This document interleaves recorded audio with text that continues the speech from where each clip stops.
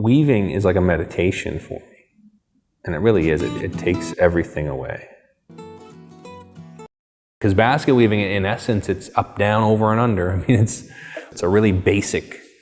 So to innovate or to do something different it's hard. And so for me to get where I've gotten at all is almost miraculous, I think, because I'm just weaving a basket, you know. I weave a form of basketry that is local to the northeastern part of the country. I'm Passamaquoddy. My grandfather was a fisherman and a basket maker, and he raised way too many kids for one person. And so a lot of times, you know, they foraged foods, they wove for pennies, and the kids had to weave. They were forced to weave because it's something that everyone can do, and if you have a big family, well, everyone's gonna do it, so you can produce more work, because you were getting nothing for the pieces. They were the old Tupperware, so like factories, like fish scale factories would order, 500 of them for nothing. I learned weaving from my mother when I was in my early 20s.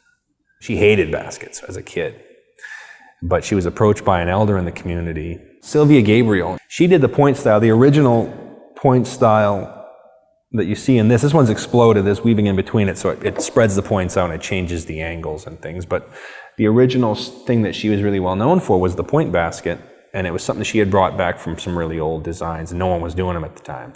And she taught my mother, who in turn taught me the same designs. It's really hard to get the material, and it's really hard to get good quality material. Because originally we did sweetgrass braid and ash and dye. Yeah, there's some spruce root in that one, which is new, and then the cedar bark is new, but you can't really replace the ash. It wouldn't be that quality, it wouldn't last as long either.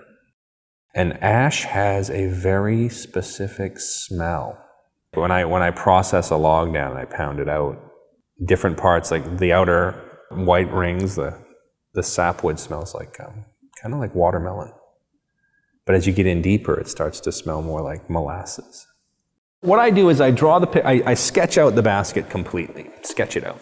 There's 3 different baskets in this basket, from the fine weave to the braided to the point basket. So it's kind of neat to have that. So this basket, you weave across right over the top. It's like weaving the basket twice. It's basically it. But instead of going flat, you flip the point in, and you can do the next one. You flip the point in. So we work on forms a lot.